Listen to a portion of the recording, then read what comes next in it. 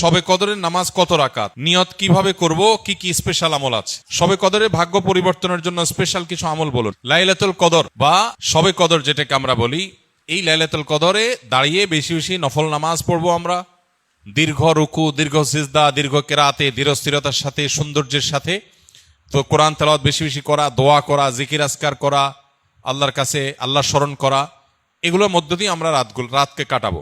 লাইলাতুল কদরে বিশেষ আমল বলতে একটা দোয়াই শুধু হাদিস দ্বারা আমরা জানতে পারি, সেটা হলো নবী করিম সাল্লাল্লাহু আলাইহি সাল্লাম মা আয়েশা রাদিয়াল্লাহু তাআলা আনহাকে শিখিয়েছেন যে লাইলাতুল কদর পেলে তিনি যেন এই দোয়া পড়েন, আল্লাহুম্মা ইন্নাকা আফুউন তুহিব্বুল আফওয়া ফা'ফু আন্নী।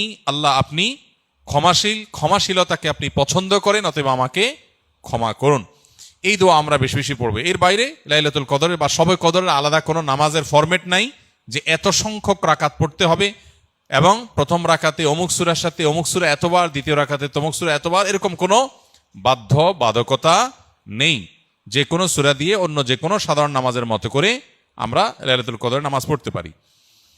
আর এর জন্য আলাদা কোনো নিয়ত নেই যে নাওয়াইতু আন উসাল্লিয়া সালাত লাইলাতুল কদর বা লাইলাতুল কদর নামাজ পড়ছি, এরকম কোনো আলাদা নিয়ত দরকার নেই। আমি লাইলাতুল কদর পড়ছি, আমার মাথায় আছে, এটুকুই নিয়ত ইনশাআল্লাহ যথেষ্ট হবে এবং সুন্দরভাবে সালাত আদায় করা, নামাজ পড়াটাই হলো গুরুত্বপূর্ণ। শবে কদরে ভাগ্য পরিবর্তনের জন্য স্পেশাল কিছু আমল বলুন। লাইলাতুল কদরে গুরুত্বপূর্ণ বিষয়গুলো ধার্য হয়। আল্লাহ তাআলা সূরা দুখানের একেবারে শুরুতে বলেছেন, ফিহা ইউফরাকু কুল্লু আমরিন হাকিম।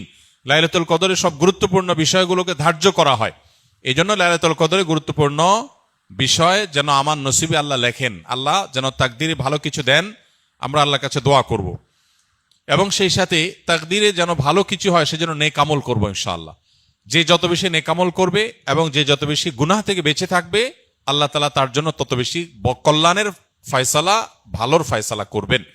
আমরা আল্লাহর কাছে দোয়া করব এবং নেক আমল করব, গুনাহ থেকে বেঁচে থাকবো। বাস এই ত্রিমুখী প্রচেষ্টায় আমাদের নসিবে ভালো কিছু আসবে। এর বাইরে আলাদা কিছু আমল আছে যেগুলো নিয়ে আমাদের স্বতন্ত্র একটা ভিডিও বোধহয় ইউটিউবে আছে, যে ভাগ্য সুপ্রসন্ন হবে যে সমস্ত আমলের ডিটেল সেখানে বলা আছে। যেমন কেউ যদি চায় তার রিজিক বাড়ুক, কেউ যদি চায় তার হায়াত বাড়ুক, তাহলে সে আত্মীয় স্বজনের সাথে সুসম্পর্ক বজায় রাখবে, রক্ত সম্পর্কীয় বন্ধনগুলো মজবুত করবে। কারণ বুখারী বর্ণিত হাদিসে নবী সাল্লাল্লাহু আলাইহি ওয়াসাল্লাম বলেছেন, মান সাল্লাহু আন ইউবসাতা লাহু ফি রিজকিহি আও ইউনসা লাহু ফি আথারিহি ফালিয়াসিল রাহিমা।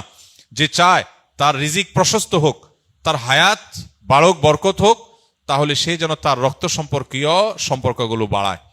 ঠিক তেমনি ভাবে জীবনে বারাকা লাভের যে সমস্ত উপায়গুলো আছে, যে কোনো কাজ বিসমিল্লাহ দিয়ে শুরু করা, কুল্লু আমরিন যি বালিন লাম ইউবদা বিবিসমিল্লাহি ফাহুয়া আবতার আও আকতা আও কামা ওয়ারাদা ফিল হাদিস।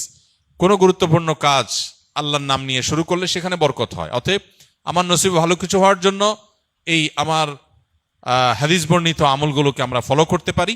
আর জেনারেলি কথা হলো নেক আমল বেশি করা, গুনাহ থেকে বেঁচে থাকা, আর নসিবে ভালো কিছু দেওয়ার জন্য আল্লাহর কাছে দোয়া করা। লা ইয়ারুদ্দুত তাকদীর ইল্লা দুআ। কারণ তাকদীর এটা দোয়া দ্বারায় ক্ষেত্র বিশেষে পরিবর্তন হয়, হাদিস দ্বারা প্রমাণিত। এই জন্য গভীরভাবে আল্লাহর কাছে দোয়া মনোনিবেশ করতে হবে।